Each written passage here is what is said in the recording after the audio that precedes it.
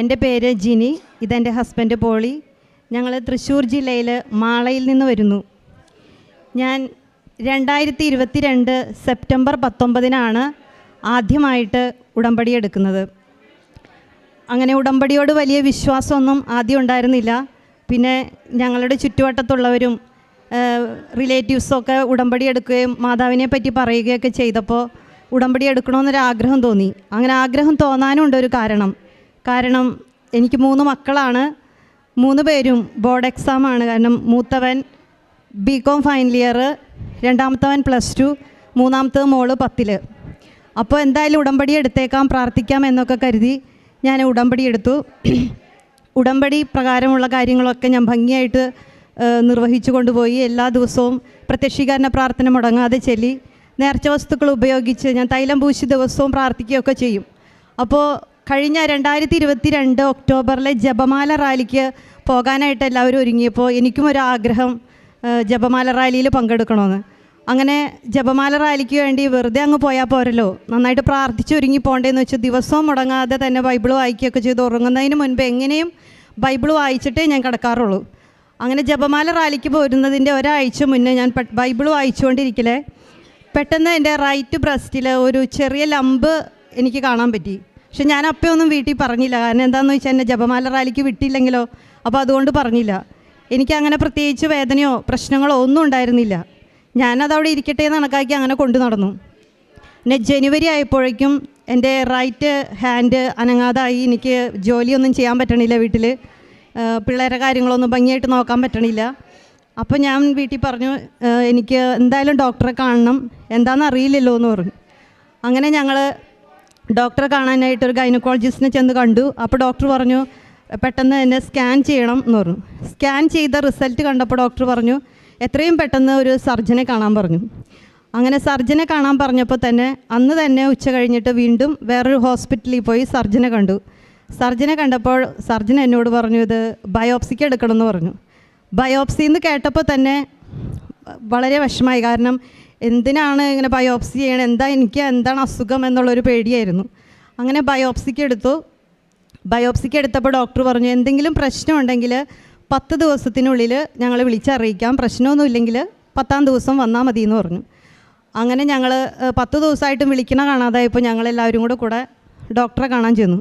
ഡോക്ടറെ കാണാൻ ചെന്നപ്പോൾ ഡോക്ടർ പറഞ്ഞിരിക്കുക അത് റിസൾട്ട് വന്നു, നിങ്ങൾക്ക് ബ്രസ്റ്റ് ക്യാൻസറാണ്. അപ്പോൾ അതിൻ്റെ പേരിൽ എത്രയും പെട്ടെന്ന് തന്നെ സർജറി വേണം. അത് ഒന്നുകിൽ ലംബ് മാത്രമായിട്ട് കളയണം, അല്ലെങ്കിൽ റൈറ്റ് ബ്രസ്റ്റ് ഫുള്ളി റിമൂവ് ചെയ്യണമെന്ന് പറഞ്ഞു. ഇത് കേട്ടപ്പോൾ തന്നെ എനിക്ക് വേറെ എന്ത് അസുഖവും പറഞ്ഞാലും എനിക്ക് അങ്ങനെ തോന്നാറില്ല. പക്ഷേ ക്യാൻസർ എന്നുള്ള അസുഖം കേൾക്കുമ്പോഴേ എനിക്ക് ആദ്യമേ ഭയമാണ്. ആ ഒരു പേര് എൻ്റെ മുഖത്ത് നോക്കി പറഞ്ഞപ്പോൾ ഞാനും ഹസ്ബൻഡും മക്കളൊക്കെ ഉണ്ട്, ഞങ്ങളെല്ലാവരും ഭയങ്കരമായിട്ട് സങ്കടപ്പെട്ടു. അപ്പോൾ ഞാൻ വിചാരിച്ചു ദൈവമേ, ഞാൻ കൃപാസനത്ത് പോയി ഉടമ്പടി എടുത്തു, പ്രാർത്ഥിച്ചു, എല്ലാം ചെയ്തു, എന്നിട്ട് എനിക്ക് എന്ത് ഇങ്ങനെ വന്നത്? ഇത് എനിക്ക് പണി കിട്ടിയ പോലെയല്ല. ഞാൻ എന്തെങ്കിലും എൻ്റെ ഉടമ്പടി നിബന്ധനകളിൽ എന്തെങ്കിലും ഞാൻ തെറ്റുപറ്റിച്ചോ എന്നൊക്കെ ചിന്തിച്ചു. അപ്പം ഞാൻ വീട്ടിലെല്ലാവരോടും പറഞ്ഞു ഞാൻ എന്തായാലും ഡോക്ടറെ കാണാം, സർജറി ചെയ്യണമെങ്കിൽ ചെയ്യാം, എല്ലാം ചെയ്യാം. പക്ഷെ ഞാൻ എന്തായാലും കൃപാസനത്ത് പോയിട്ട് അവിടെ അൾത്താരയുടെ അവിടെ പോയി പ്രാർത്ഥിച്ച് പറ്റുമെങ്കിൽ അച്ഛനെയും കണ്ട് ബ്ലെസ്സിങ് വാങ്ങിയിട്ടേ ഞാൻ ട്രീറ്റ്മെൻറ്റിന് പോകൂ എന്ന് പറഞ്ഞു. അങ്ങനെ ഞാനും എൻ്റെ മക്കളും ഹസ്ബൻഡും എൻ്റെ അമ്മച്ചിയൊക്കെ കൂടെ ഞങ്ങൾ വീട്ടിൽ നിന്ന് പോന്നു. വീട്ടിൽ നിന്ന് കൃപാസനം എത്തുന്നത് വരെ ഞങ്ങൾ കരഞ്ഞു. ഇവിടെ എത്തിക്കഴിഞ്ഞ് കഴിഞ്ഞപ്പോൾ അവിടെ അച്ഛനെ കാണാനുള്ള ക്യൂവിൽ നിൽക്കുന്ന സമയത്ത് അവിടുത്തെ ബ്രദർ പറഞ്ഞു ക്യാൻസർ പേഷ്യൻസ് ആയിട്ടുള്ളവർ മുന്നോട്ട് വരാൻ പറഞ്ഞു. ഈ പേര് കേൾക്കുമ്പോഴേ അപ്പോഴും എനിക്ക് ഭയങ്കര സങ്കടം. ഞാൻ വീണ്ടും കരച്ചിൽ തുടങ്ങി. അവിടെ നിന്ന് എനിക്ക് 4ാമത്തെ ടോക്കണും കിട്ടി. ഇവിടെ വന്ന് അച്ഛനെ തലയിൽ കൈ വെച്ചു പ്രാർത്ഥിച്ചു. എനിക്കൊരു സൈത്ത് തന്നു പുരട്ടാൻ പറഞ്ഞു, പ്രാർത്ഥിച്ചു. അപ്പോൾ ഞാൻ മാതാവിനോട് ഒന്നേ പറഞ്ഞോളൂ, മാതാവേ എനിക്കറിയില്ല എൻ്റെ അവസ്ഥ എങ്ങനെയാണെന്നുള്ളത്. എനിക്ക് ലംബ് കട്ട് ചെയ്ത് പോകണമെങ്കിൽ പോട്ടെ, അതല്ലെന്നുണ്ടെങ്കിൽ ഫുള്ളി റിമൂവ് ചെയ്യാൻ ഇടവരുത്തരുത് കേട്ടോ എന്നും പറഞ്ഞിട്ട് അവിടെ നിന്ന് പോയത്.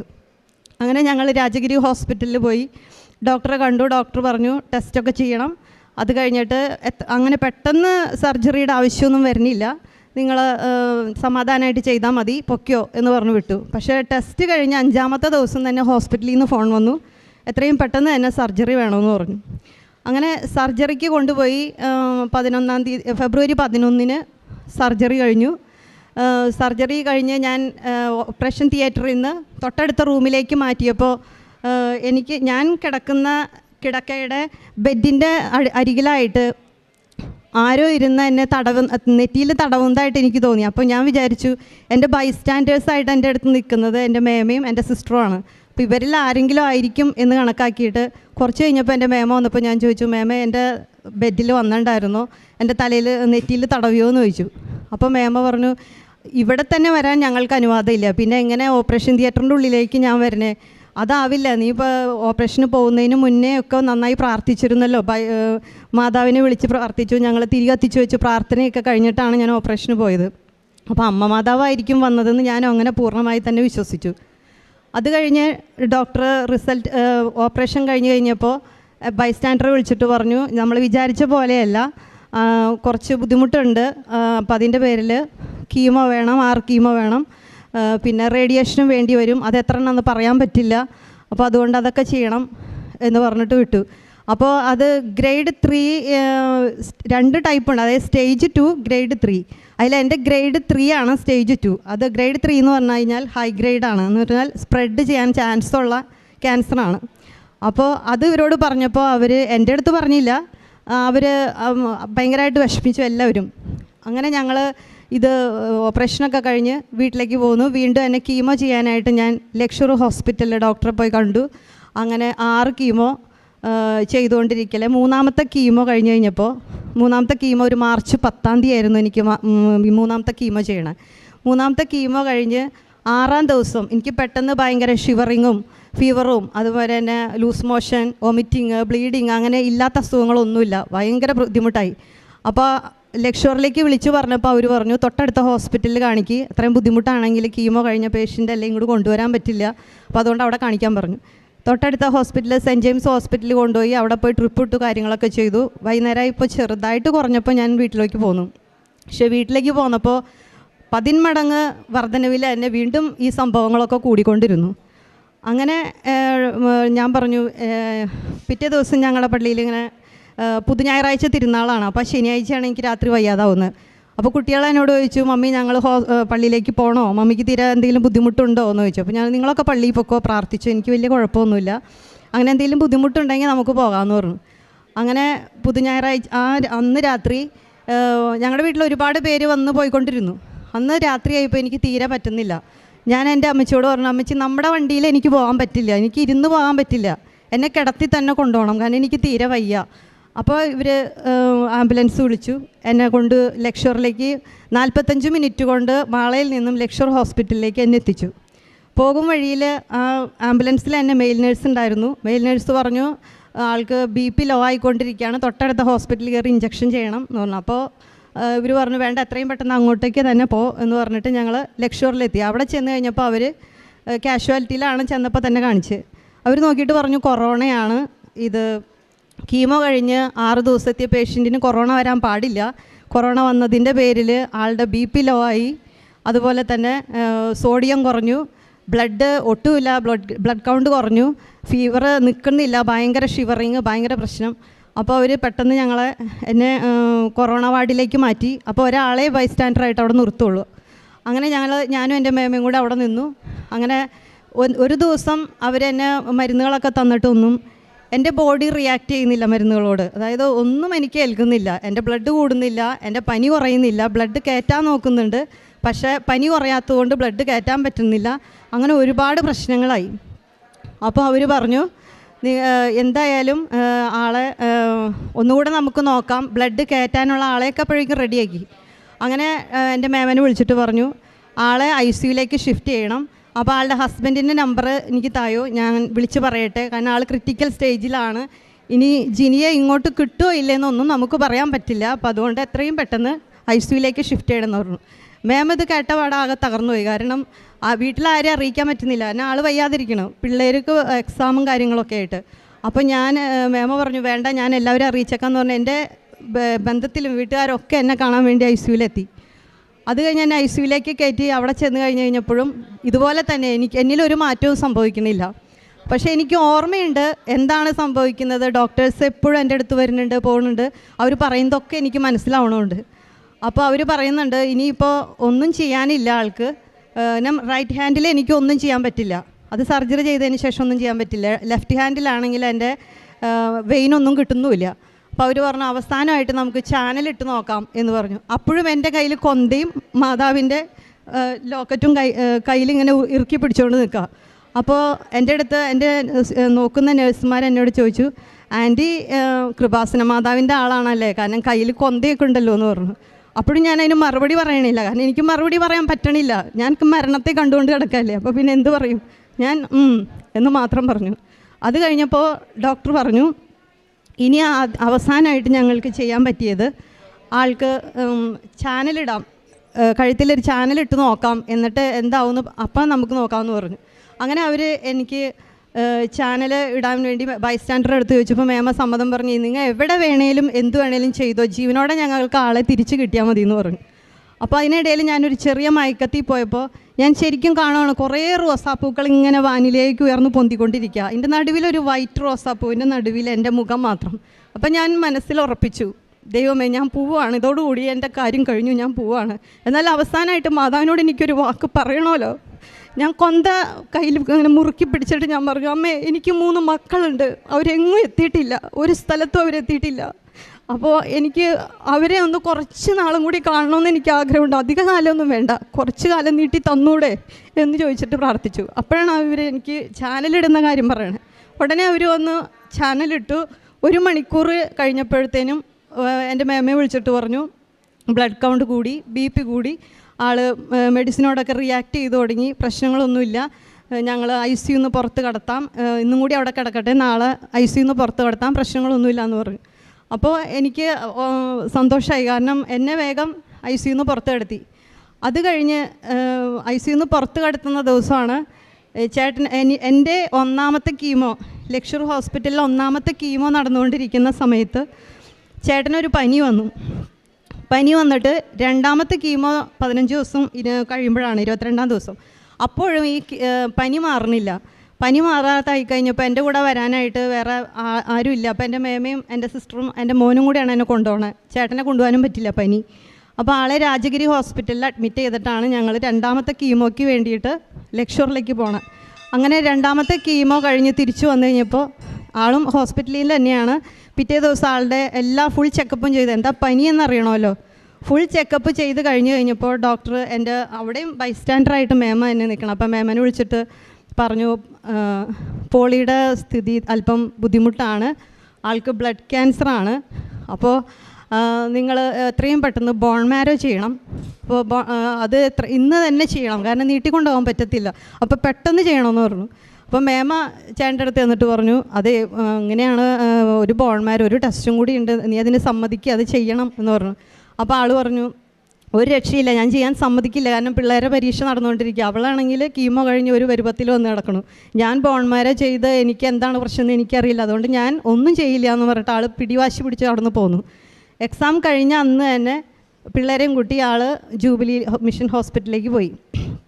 അവിടെ ചെന്ന് കഴിഞ്ഞപ്പോൾ അവർ അന്ന് അവിടെ അഡ്മിറ്റ് ചെയ്തു, ബോൺ മാരോ ചെയ്തു. ബോൺ മാരോ ചെയ്ത് കഴിഞ്ഞ് 10ാം ദിവസമാണ് റിസൾട്ട് വരിക. 10ാം ദിവസം റിസൾട്ട് വരാൻ വേണ്ടിയിട്ട്, റിസൾട്ട് അറിയാൻ വേണ്ടി എൻ്റെ 2 ആൺമക്കളും എൻ്റെ മേമയും കൂടെ വീണ്ടും ഹോസ്പിറ്റലിലേക്ക് ചെന്ന് കഴിഞ്ഞപ്പോൾ ഡോക്ടർ അവരെ അവിടെ ഇരുത്തി കഴിഞ്ഞിട്ട് പറഞ്ഞു, ആരാണ് എന്താണെന്നൊക്കെ ചോദിച്ചപ്പോൾ ഇവരോട് പറഞ്ഞു, ബോൺ മാരോയുടെ റിസൾട്ട് വന്നു, ആൾക്ക് മജ്ജയിൽ ക്യാൻസറാണ്, അപ്പോൾ ബോൺ മാരോ ട്രാൻസ്പ്ലാന്റ് ചെയ്യേണ്ടി വരും, അതിനൊരു 30 ലക്ഷം രൂപയൊക്കെ വേണ്ടി വരും എന്ന് പറഞ്ഞു. മക്കളാകെ തകർന്നു പോയി അവിടെ വെച്ച്, കാരണം അവർക്ക് എന്ത് ചെയ്യണമെന്നൊരു പിടിയില്ല. കാരണം എനിക്ക് അസുഖം വന്നപ്പോൾ എനിക്ക് താങ്ങായി നിന്നത് ചേട്ടനാണ്. അപ്പോൾ ചേട്ടനും കൂടി വന്നപ്പോൾ അവർ വിചാരിക്കുന്നത് ഞങ്ങളുടെ മമ്മിക്ക് വയ്യ, പപ്പയ്ക്കും കൂടി വയ്യാതായി ഞങ്ങൾ എന്ത് ചെയ്യും, മമ്മിയോട് ഇതെങ്ങനെ പറഞ്ഞ് മനസ്സിലാക്കും എന്നുള്ള ചിന്തയായിരുന്നു അവർക്ക്. അവർ വീട്ടിൽ വന്ന് എൻ്റെ അടുത്തൊന്നും പറയണില്ല, ഇവരുടെ ഭാവം കണ്ടപ്പോൾ എനിക്ക് മനസ്സിലായി എന്തോ പ്രശ്നമുണ്ടെന്ന്. അപ്പം എൻ്റെ 2ാമത്തെ മോനോട് ഞാൻ കുത്തി ഓരോന്ന് ചോദിക്കുമ്പോൾ അവൻ പറയും ഒന്നുമില്ല മമ്മി എന്ന് പറഞ്ഞു. അവസാനം ചോദിച്ചപ്പോൾ അവൻ പറഞ്ഞു, മമ്മി നമുക്ക് ഈ വീടൊന്നും വേണ്ട, നമുക്ക് വീട് വിൽക്കാം, വീട് വിറ്റിട്ട് നമുക്ക് പപ്പേനെ ചികിത്സിക്കാമെന്ന്. ഇത് കേട്ടപ്പോൾ ഞാൻ ചോദിച്ചു, വീട് വിറ്റ് പപ്പേനെ ചികിത്സിക്കുമോ, അതിന് മാത്രം നിൻ്റെ പപ്പയ്ക്ക് എന്താടാ അസുഖം എന്ന് ചോദിച്ചു. അപ്പോൾ അവൻ പറഞ്ഞു ഒന്നുമില്ല മമ്മി, അല്ല നമുക്ക് പപ്പയാണല്ലോ വലുത്, വീടല്ലല്ലോ എന്ന് അവൻ പറഞ്ഞു. അത് കഴിഞ്ഞ് അപ്പോൾ അവരുടെ അടുത്ത് പറഞ്ഞു വിട്ടു, ആളെയും കൊണ്ട് എത്രയും പെട്ടെന്ന് വരണം, ബ്ലഡ് കൂടി ഒന്ന് ടെസ്റ്റ് ചെയ്യണമെന്ന് പറഞ്ഞു. അങ്ങനെ ജൂബിലി മിഷനിൽ വീണ്ടും ബ്ലഡ് ടെസ്റ്റ് ചെയ്യാൻ വേണ്ടി പോയി. ബ്ലഡ് ടെസ്റ്റ് ചെയ്ത് കഴിഞ്ഞാൽ അതിൻ്റെ റിസൾട്ടും വന്നു കഴിഞ്ഞപ്പോൾ ഇതുപോലെ തന്നെ പറഞ്ഞു, ബ്ലഡിൽ ക്യാൻസറാണ്, ആൾക്ക് മൾട്ടിപ്പിൾ മൈലോമ എന്ന മാരക ക്യാൻസറാണ്, അപ്പോൾ ആൾക്ക് ഒരുപാട് ബുദ്ധിമുട്ടാണ്, ക്രിട്ടിക്കൽ സ്റ്റേജാണ് എന്നൊക്കെ പറഞ്ഞു വിട്ടു. അപ്പോഴേക്കും ഞങ്ങളുടെ വീട്ടിൽ ഞങ്ങളുടെ ബന്ധുക്കളെല്ലാവരും അറിഞ്ഞു, ഞാനൊഴിച്ച് എല്ലാവരും അറിഞ്ഞു. അതാണ് 3rd കീമോ കഴിഞ്ഞപ്പോൾ ഞാൻ ICUയിൽ ആവാനുള്ള കാരണവും അതുതന്നെയാണ്. ചേട്ടൻ്റെ അസുഖം അറിഞ്ഞ സമയത്താണ് എനിക്ക് അങ്ങനെ ഒരു പ്രശ്നം ഉണ്ടായത്. ഇതറിഞ്ഞ് ഞാൻ കഴിഞ്ഞപ്പോൾ എനിക്ക് ഇങ്ങോട്ട് വരാനോ ഉടമ്പടി പുതുക്കാനോ അല്ലെങ്കിൽ അച്ഛനെ കാണാനോ എനിക്കൊന്നും പറ്റില്ല. കാരണം എല്ലാവർക്കും അറിയാമല്ലോ, കീമോ കഴിഞ്ഞ ഒരു പേഷ്യൻറ്റിന് മുടി പോവും. അതാണ് പെണ്ണുങ്ങളുടെ ഏറ്റവും വലിയൊരു വിഷമം, മുടി പോകാമെന്നുള്ളത്. എൻ്റെ മുടിയും പോയി, പുറത്തിറങ്ങാൻ പറ്റാത്ത അവസ്ഥയായി. അതിനിടയിൽ ചേട്ടൻ ഇങ്ങനെ കൂടി വന്നു കഴിഞ്ഞപ്പോൾ ഞാൻ എങ്ങനെ ഇങ്ങോട്ട് എത്തും? അപ്പോഴാണ് ലൈറ്റ് ക്യാൻഡിൽ പ്രയർ റിക്വസ്റ്റിൻ്റെ കാര്യം അറിഞ്ഞത്. അങ്ങനെ ഞാൻ 2 പ്രാവശ്യം ഞാൻ ലൈറ്റ് ക്യാൻഡിൽ പ്രയർ റിക്വസ്റ്റ് ഇട്ടിട്ട് പറഞ്ഞു, മാതാവേ എനിക്കും ഇങ്ങനെ വന്നു, എൻ്റെ ചേട്ടൻ്റെ അസുഖമെങ്കിലും മാറ്റി കൊടുത്തേക്കണേ, ഒന്നുമില്ല എന്ന് പറയണേ.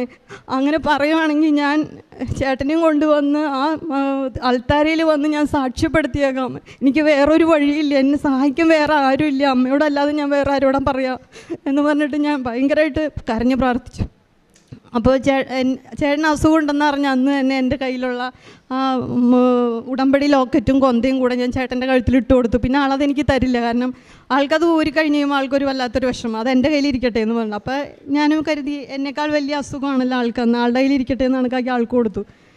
പിന്നെ എല്ലാ ദിവസവും വീട്ടിൽ എനിക്ക് ആളെയൊക്കെ കാര്യങ്ങളൊന്നും നോക്കാൻ പറ്റുന്നില്ല. അപ്പോൾ എൻ്റെ വിഷമം എനിക്ക് വയ്യാതായപ്പോൾ നോക്കാൻ എൻ്റെ സിസ്റ്ററും ബാക്കിയുള്ളവരെല്ലാവരും പിള്ളേരൊക്കെ ഉണ്ട്. ചേട്ടന് വയ്യാതായി കിടന്നു കഴിഞ്ഞിട്ടുണ്ടെങ്കിൽ ഇവരെ അതിനും കൂടി ബുദ്ധിമുട്ടിക്കാൻ പറ്റുമോ? എനിക്കാണെങ്കിൽ നോക്കാൻ പറ്റില്ലല്ലോ, എൻ്റെ അവസ്ഥ ഇങ്ങനെയായി പോയില്ലേ എന്നായിരുന്നു എൻ്റെ വിഷമം.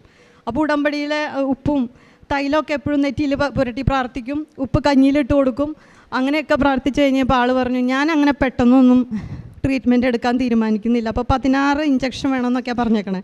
16 എണ്ണം കഴിഞ്ഞിട്ട് മാറിയില്ലെങ്കിൽ നമുക്ക് ബോൺ മാരോ ട്രാൻസ്പ്ലാന്റ് ചെയ്യണമെന്നാണ് പറഞ്ഞത്. അപ്പോൾ ആൾ പറഞ്ഞു, ഞാൻ അവളെ കാണുന്ന ഹോസ്പിറ്റലിൽ ലക്ഷൂറിൽ തന്നെ പോയിട്ട് ഡോക്ടറെ കാണാമെന്ന് പറഞ്ഞിട്ട് ഞങ്ങൾ ഡോക്ടറെ അടുത്ത് പോയി.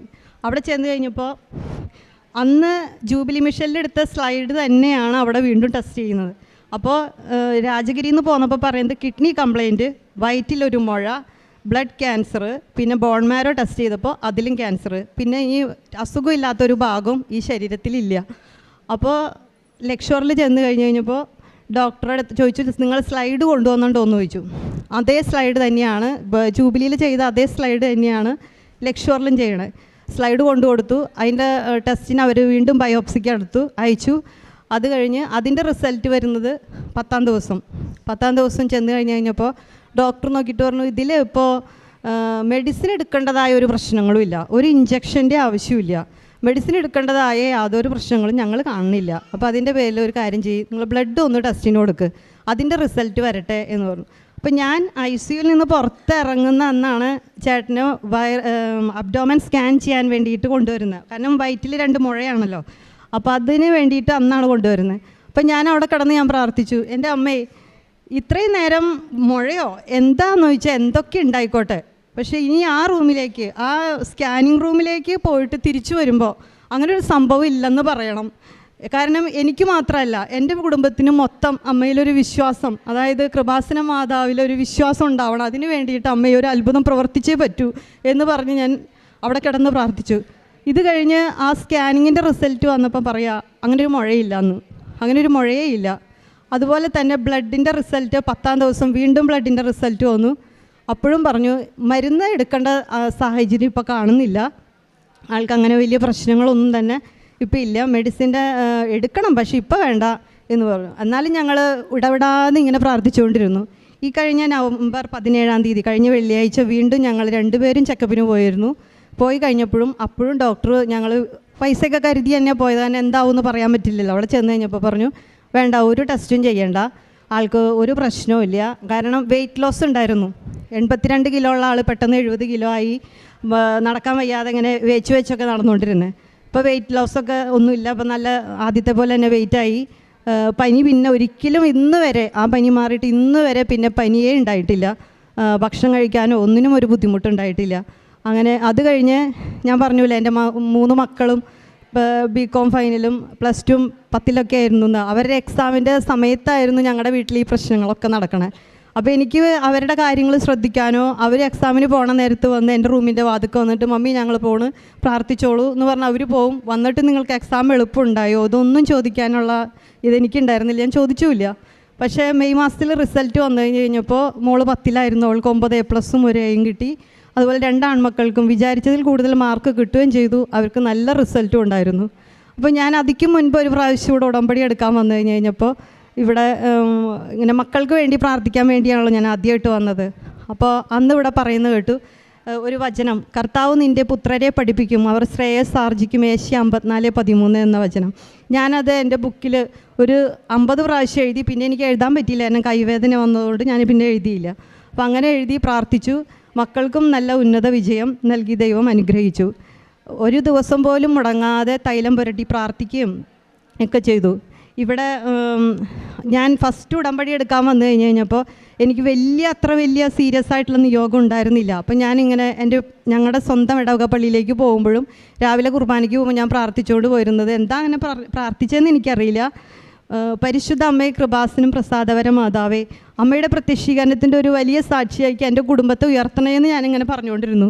പക്ഷേ ഇതിനൊക്കെ വേണ്ടി ഞങ്ങളുടെ വീട്ടിലൊരു വിശ്വാസം വർദ്ധിപ്പിക്കാൻ വേണ്ടി, അതല്ലെങ്കിൽ ഞങ്ങൾക്ക് ഇങ്ങനെ ഒരു വലിയൊരു വിപത്ത് വരുന്നുണ്ട് എന്നതിന് വേണ്ടിയിട്ടാണ് എന്നെക്കൊണ്ട് അങ്ങനെ പറയിപ്പിച്ചതെന്ന് എനിക്കറിയില്ല. അതുപോലെ തന്നെ ഉടമ്പടി എടുക്കാൻ എനിക്ക് താല്പര്യമില്ലാതിരുന്ന എന്നെക്കൊണ്ട് ഉടമ്പടി എടുപ്പിച്ചതും പ്രാർത്ഥന തുടങ്ങിയതും ഇത്രയും വലിയൊരു ബുദ്ധിമുട്ട് അനുഭവിച്ച സമയത്ത് എനിക്ക് പിടിച്ചു നിൽക്കാനൊരു പിടിവള്ളിയായിരുന്നു കൃപാസനം പരിശുദ്ധ ദൈവമാതാവും അതുപോലെ തന്നെ ഇവിടുത്തെ ഉടമ്പടി വസ്തുക്കളും ഇവിടുത്തെ പ്രാർത്ഥനയും സാക്ഷ്യങ്ങളെല്ലാം.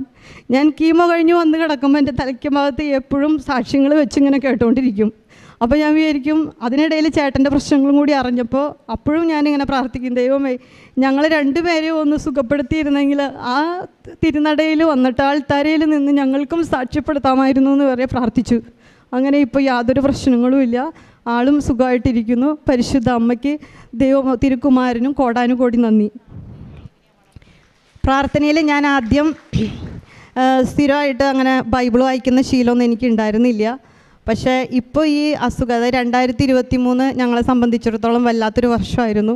അപ്പോൾ അതുകൊണ്ട് എല്ലാ ദിവസവും മുടങ്ങാതെ ബൈബിൾ വായിക്കാനും സമ്പൂർണ്ണ ബൈബിൾ ഒരു പ്രാവശ്യം ഫുള്ളായിട്ട് വായിച്ച് തീർക്കാനും പറ്റി. അതുപോലെ തന്നെ കുട്ടികൾക്കായാലും കുടുംബ പ്രാർത്ഥന ചൊല്ലുമ്പോൾ ഒരു അത്ര വലിയ തീഷ്ണതയോടുകൂടിയുള്ള പ്രാർത്ഥനയൊന്നും ആയിരുന്നില്ല. അതായത് എങ്ങനെയെങ്കിലും കൊന്തെത്തിച്ച് അവസാനിപ്പിക്കുക, ഒരു 20-25 മിനിറ്റ് കൊണ്ട് കൊന്തെത്തിച്ച് അവസാനിപ്പിക്കുക, അത്ര മാത്രമേ ഉണ്ടായിരുന്നുള്ളൂ. പക്ഷെ ഇപ്പം അങ്ങനെയല്ല. ഞങ്ങളുടെ വീട്ടിലെ കൊന്തൊരു 40-45 മിനിറ്റൊക്കെ ഇങ്ങനെ നീണ്ടുപോകും. പ്രാർത്ഥനയിൽ എല്ലാവരും ഭംഗിയായിട്ട് പ്രാർത്ഥന എത്തിക്കുകയും കാര്യങ്ങളൊക്കെ ചെയ്യും. അതുപോലെ തന്നെ ഉടമ്പടി വസ്തുക്കളും നേർച്ച വസ്തുക്കളൊക്കെ ഉപയോഗിക്കുന്നതിലെല്ലാത്തിലും ഇപ്പോഴും ഇത്രയും വലിയ അസുഖം ചേട്ടനുണ്ടായിട്ടും 1 രൂപയുടെ മരുന്ന് പോലും കഴിച്ചില്ലെന്ന് പറഞ്ഞു കഴിഞ്ഞാൽ ഞങ്ങളുടെ നാട്ടിലും ഞങ്ങളുടെ പരിചയമുള്ളവർക്കൊക്കെ വലിയൊരു അതിശയമാണ്. ഇതെങ്ങനെയാണ് സാധിച്ചതെന്നാണ് അവർക്ക് അറിയേണ്ടത്. കാരണം ആൾക്കൊരു പ്രത്യേക വാശി പോലെയായിരുന്നു, ഞാൻ മരുന്ന് കഴിക്കില്ല, എനിക്കങ്ങനെ അസുഖമില്ല, അങ്ങനെ അസുഖം ഉണ്ടെന്ന് ആൾ സമർത്ഥിക്കാൻ തയ്യാറല്ലായിരുന്നു. അപ്പോൾ അങ്ങനെ ഇപ്പോൾ ആകെ കഴിച്ചതാണ് ഈ ഉപ്പും തൈലം നെറ്റിയിൽ പുരട്ടി പ്രാർത്ഥിക്കുക, അതുപോലെ ഉപ്പ് കഞ്ഞിയിലിടുക, ഇത്ര മാത്രമേ ചെയ്തിട്ടുള്ളൂ. വേറെ ഒരു മരുന്നും ആൾ കഴിച്ചിട്ടില്ല. വിശുദ്ധ ഗ്രന്ഥത്തിൽ ദിനവൃത്താന്തത്തിൻ്റെ 1-ാം പുസ്തകം 17-ാം അധ്യായം 16 മുതൽ 19 വരെയുള്ള തിരുവചനങ്ങൾ ഇപ്രകാരം പറയുന്നു: കർത്താവായ ദൈവമേ, അവിടുന്ന് ഈ ദാസനെ ഈ നിലയിലെത്തിക്കാൻ ഞാനോ എൻ്റെ കുടുംബമോ എന്തുള്ളൂ? കർത്താവേ, ഈ ദാസന് വേണ്ടി ഈ വലിയ കാര്യങ്ങളെല്ലാം അവിടുന്ന് ചെയ്തിരിക്കുന്നു, അവ പ്രസിദ്ധമാക്കുകയും ചെയ്തിരിക്കുന്നു. തൻ്റെ കുടുംബത്തെ ഒന്നിച്ച് പരിശുദ്ധ അമ്മയുടെ പ്രത്യക്ഷീകരണത്തിൻ്റെ സ്ഥിരം സാക്ഷികളാക്കണമേ എന്ന ഒരു പ്രാർത്ഥന താൻ അറിയാതെ തന്നെ ബോധപൂർവം പ്രാർത്ഥിച്ചുകൊണ്ടിരുന്നു എന്നുള്ളതാണ് ഈ മകൾ പറഞ്ഞത്. അപ്പോഴത് തൻ്റെ കുടുംബത്തെ വലിയ ഒരു വിപത്തിൽ നിന്ന് ഇവിടെ കയറ്റി നിർത്തി സാക്ഷ്യം പറയുവാനായിട്ട് തങ്ങളെ ഒരുക്കുന്നതിന് വേണ്ടിയായിരുന്നു എന്ന് ജീവിതത്തിൽ കടന്നുപോയ രോഗാവസ്ഥയിൽ നിന്ന് ഇപ്പോൾ സൗഖ്യം ലഭിച്ച് ഇവിടെ വന്ന് നിന്ന് സാക്ഷ്യം പറയുമ്പോൾ ഇതിനായിരുന്നു എന്നെ കൊണ്ട് ഉടമ്പടി എടുപ്പിച്ചത്, എനിക്ക് ഉടമ്പടി എടുക്കുവാൻ താല്പര്യമില്ലായിരുന്നു, പ്രത്യേകിച്ച് വലിയ നിയോഗങ്ങളോ കാര്യങ്ങളോ ഒന്നുമില്ല, പിന്നെ എന്തിന് ഉടമ്പടി എടുക്കണം, പ്രാർത്ഥിക്കണം, അങ്ങനെ ഒരു ചിന്തയിൽ നിന്നൊക്കെയാണ് ഇവിടെ വരുന്നത്. എന്നാൽ ഉടമ്പടി എടുത്തതിന് ശേഷം പിന്നീട് ഈ മകൾക്ക് വരുന്ന അസുഖം അത് grade 3 second stage breast cancer, അത് സ്പ്രെഡ് ചെയ്യുവാനുള്ള സാധ്യതയുണ്ട് എന്നുള്ളതാണ് ഡോക്ടേഴ്സ് പറഞ്ഞത്. പിന്നീട് ആ അവസ്ഥയിൽ ഈ മകളിരിക്കുമ്പോഴാണ് ഹസ്ബൻഡിന് ബോൺ മാരോ ട്രാൻസ്പ്ലാന്റ് ചെയ്യണം എന്നുള്ള രീതിയിൽ, ബ്ലഡ് ക്യാൻസറാണ് എന്നൊക്കെയുള്ള രീതിയിലെല്ലാം പിന്നീട് വേറൊരു അസുഖവും കൂടിയാകുന്നത്. അങ്ങനെ ഒന്നിനു പുറകെ ഒന്നായി തങ്ങൾ തകരുന്ന ഒരവസ്ഥയിൽ പിടിച്ചു നിൽക്കുവാനായിട്ട് തങ്ങൾക്ക് സാധിച്ചത് ഈ ഉടമ്പടി മാത്രമാണ്. ഉടമ്പടി നേർച്ച വസ്തുക്കൾ ഉപയോഗിച്ചിരുന്നു. ഒരു മരുന്ന് പോലും ഹസ്ബൻഡ് കഴിച്ചിട്ടില്ല. ഇത്രയേറെ അസുഖവും ഇങ്ങനെ കോംപ്ലിക്കേറ്റഡ് ആയിട്ടുള്ള ഒരവസ്ഥയിലിരുന്ന കുടുംബമാണോ ഇത്? ഇതെങ്ങനെ സാധ്യമായി? ഇങ്ങനെയൊക്കെ ചോദിച്ച് ഞങ്ങളുടെ അടുത്തുള്ളവരൊക്കെ പലരും വന്ന് ഉടമ്പടി എടുക്കുവാനും അതുപോലെ വളരെ വലിയൊരു വിശ്വാസത്തിലേക്ക് എത്തിച്ചേരുവാനും കഴിഞ്ഞു. അങ്ങനെ ആ പ്രദേശത്തിന് തന്നെ ഒരു സാക്ഷ്യമായിട്ട് ഈ കുടുംബം മാറുകയാണ്. തമ്പുരാൻ നമുക്ക് വേണ്ടി ചെയ്യുന്ന കാര്യങ്ങൾ, പരിശുദ്ധ അമ്മയുടെ മധ്യസ്ഥതയിലൂടെ ഈശോ എങ്ങനെയാണ് ഈ കുടുംബത്തെ ഒന്നാകെ പിടിച്ചു നിർത്തിയത്. തൻ്റെ മക്കളുടെ വിദ്യാഭ്യാസവും അവരുടെ ഉയർച്ചയും അതുമാത്രമായിരുന്നു ഈ മകൾ ഉടമ്പടി എടുക്കാൻ വരുമ്പോൾ മനസ്സിലുണ്ടായിരുന്നത്. എന്നാൽ പിന്നീട് അത് എങ്ങനെ മാറി, നാം ഒരിക്കലും ചിന്തിക്കാത്ത രീതികളിൽ ദൈവം നമ്മുടെ ജീവിതത്തിൽ എങ്ങനെ ഇടപെടുന്നു, നാം എവിടേക്ക് പോകണമെന്നും എന്ത് ചെയ്യണമെന്നും നമ്മുടെ നടപ്പും ഇരിപ്പും നാം നടക്കുന്നതും ഇരിക്കുന്നതും എഴുന്നേൽക്കുന്നതും ഒക്കെ അറിയാവുന്ന തമ്പുരാൻ്റെ കയ്യിൽ, തമ്പുരാൻ്റെ മനസ്സിൽ നമ്മെക്കുറിച്ച് ഒരു പദ്ധതിയുണ്ട്. അപ്പോൾ നാം ചിലപ്പോഴെങ്കിലുമൊക്കെ ഇവിടെ പല സാക്ഷ്യങ്ങൾ ഇതിനു മുമ്പ് പറഞ്ഞിട്ടുണ്ട്.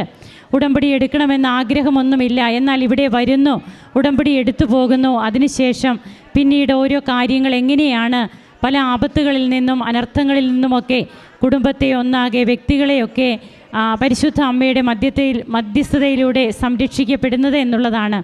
നമുക്ക് ഈ കുടുംബത്തിന് കിട്ടിയ എല്ലാ കൃപകൾക്കും കരങ്ങളടിച്ച് ഈശോയ്ക്കും അമ്മയ്ക്കും നന്ദി പറയാം. ദൈവത്തെ ആരാധിക്കാം. യേശുവേ നന്ദി, യേശുവേ സ്തുതി, യേശുവേ ആരാധന.